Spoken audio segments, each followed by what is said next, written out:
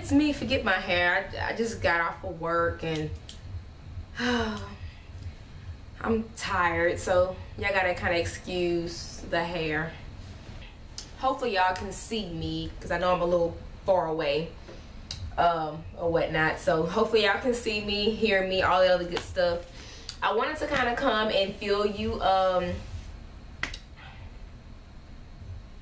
in. I couldn't think of the words. I don't know, I'm just so tired. So I wanted to kind of fill y'all in on kind of what's been going on. Oh Lord, this hair looks horrible. Lord Jesus, what's really going on? I don't know. I kind of laid down a little bit, so it's just all over the place. So y'all gonna have to excuse the do or whatever. Okay, so anyways, I wanted to kind of give y'all an update of what's been going on. Today is May 7th, and I'll give y'all a little run through of what's been going on over the last, let's say, since since my surgery, since after my surgery. Because I think the last video I talked about my surgery and I talked about how everything was going. I think I talked about, yeah, I did talk about that. I'm so excited that my cycle did come, so I can go ahead and start everything. Yeah, and I talked about my medicines. I talked about the medicine, the antibiotic that I'm taking, and also I'm taking the birth control. So pretty much that's where I left off, because I hadn't yet took the medication yet. Okay, so Sunday, which was the 4th, so May 4th, I actually started my birth control and I started my antibiotics. The first 2 days, Friday and Saturday, the 4th, yeah, the 4th. Okay, so May 2nd and May 3rd, I pretty much, it was just kind of like light, very light. I was kind of spotting a little bit. TMI, I'm one of the people that just kind of put out there blunt, because there's some people that likes to see those videos where they want to know, okay, what happened, and I feel like those people want to know every little thing that's happened, so that way when it happens to them, they can say, oh, well, it's normal, or oh, it's not supposed to be doing that, or you know, whatever the case may be. So anyways, I spotted a couple days, and then on Sunday night I actually became heavier, and I was heavy from Sunday to Tuesday. Saturday morning I actually went to go get my blood drawn. That was to check my hormones, my FSH, all my levels. Okay, it basically had a list of things. They had about 9 things they were testing for. They drew they had 9 little, you know, capsules of blood, tubes of blood or whatever. So I went to the Quest diagnostic place, because the place that I go to is actually closed on Saturday and Sunday, unless they have to do a procedure or there's certain dates that it fall on, you know, then you'd have to go, of course. But as far as just regular blood drawing, they don't do that on the weekend. So I went and did that on Saturday, and so let me see, Saturday I did that, and then I say it was Sunday night, it was kind of like, okay, oh my gosh, like where is all this coming from? I started getting heavy and everything like that. Monday I was really heavy, and like I said, I had just started my birth control. They told me to start with only the active pills, so I started everything. And Sunday morning and Monday morning I threw up, because I guess I wasn't taking the antibiotic right. I should have put some food on my stomach, and so I threw up those 2 days. The following days, what was today and yesterday, I didn't throw up. So I think I kind of got it packed down of when I can take medications, when I can't, because what I'm doing is when I get up in the morning, I'll eat, and then after I eat, I'll go ahead and wait 2 hours. I'll take my medicine.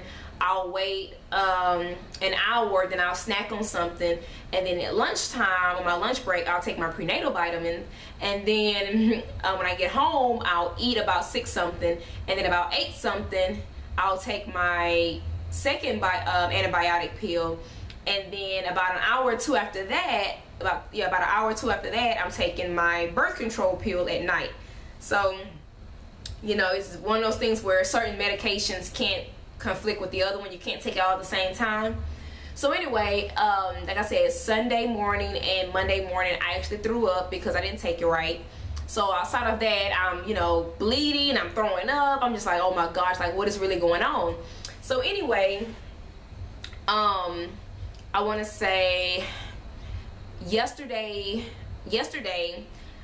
I was bleeding really, really bad, and so I called my doctor and I asked them, you know, what to do, what's going on with me. And they was like, well, you know, you just had your surgery, so of course your first, you know, cycle is going to be a little different. It's going to be a little heavy. Don't worry about it. If it continues to be heavy the next couple of days, then give us a call.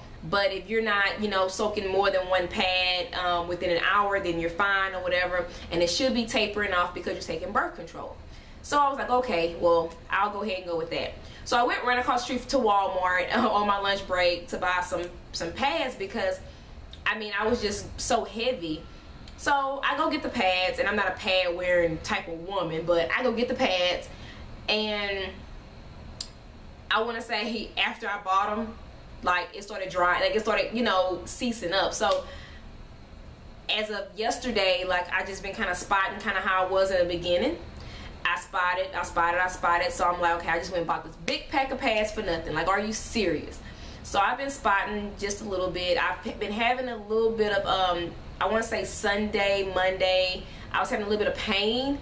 It wasn't cramps, it was more pain. And I don't know if it was because, you know, my uterus and everything is trying to go back to normal after they kind of stretched it out and stuff like that.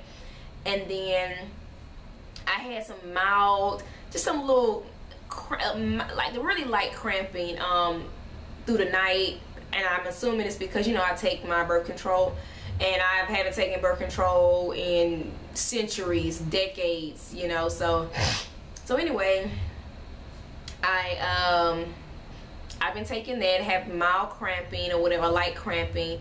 And so anyway, yesterday I had called Caremark, which is where all my medications are gonna come from, and the lady was telling me that, you know, no, I haven't heard anything just yet, because remember on the last video I made, I basically said that I had received the phone call, and that, you know, the lady was just basically introducing herself, telling me that she was going to be the one that was taking care of my, you know, case and everything, and that she was going to be the one in charge of ordering my medicines, getting everything authorized and sent to me before I leave or whatever for my trip.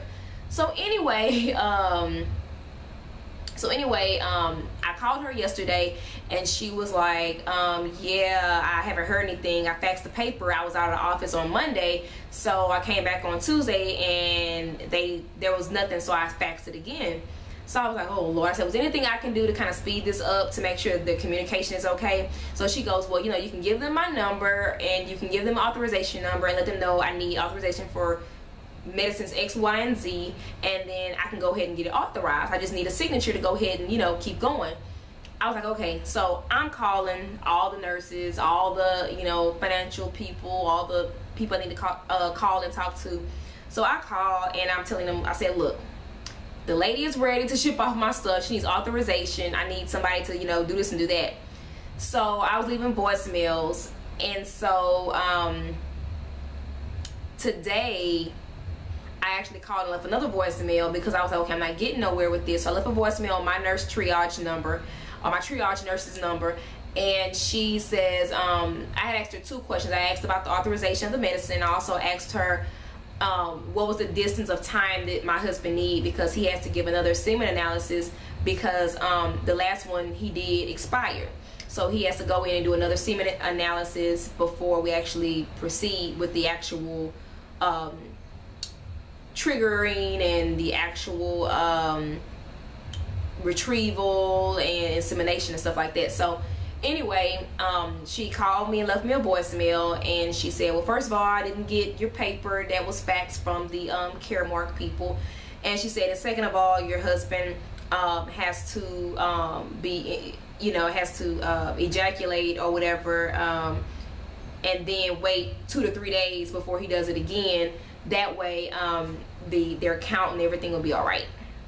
So anyway, when I heard that, I was just like, really? So she also emailed me, and she goes, hey LaQuisha, we've been waiting on the fax. We hadn't seen any fax come in yet, you know.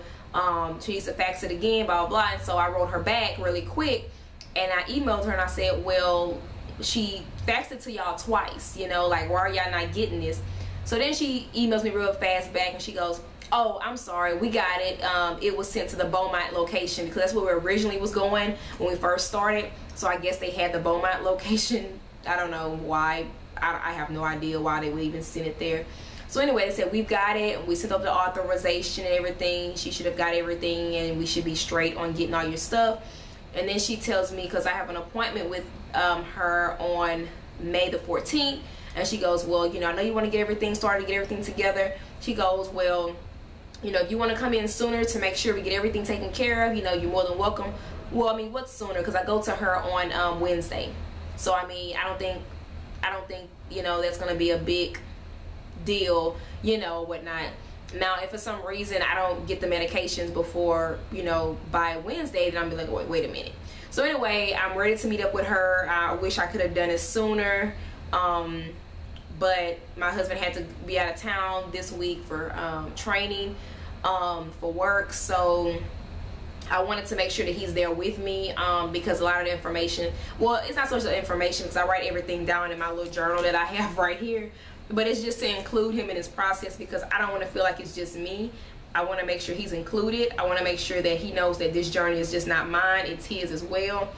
He loves to be a part of it, so it's not like I'm begging him or making him making him, you know, do this.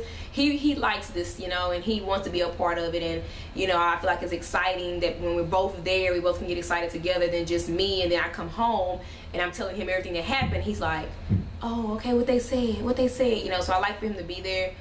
Other than that, I don't think I have anything else to say about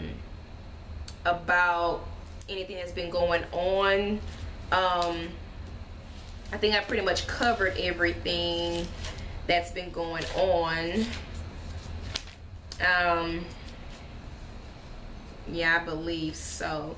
So what I have to look forward to is, one, tomorrow hopefully the lady calls me back and says, okay, everything's about to be ordered, we're about to go ahead and ship it to you. Second thing is that we're going to be getting ready to you know, get my husband's semen analysis you know, renewed, or get it in. And then third, we got a meeting with her on Wednesday, which is I think the 14th of May, if I have that correct on here. Yes, Wednesday May 15th. Yeah, 15th. Yeah, so anyway, that's that. And good, y'all, we're getting close. I'm excited. Keep the prayers coming. This door is opening like God doesn't sleep. God, like, the way this all happened is just, it's nothing but God, you know. And I thank him daily, hourly, every minute, every second, every chance I get, I thank him. And this is an amazing blessing, like amazing blessing, because I never thought I would get to this point to where, you know, I could experience, you know, this. And I don't know, like, I'm so happy, I'm overjoyed. And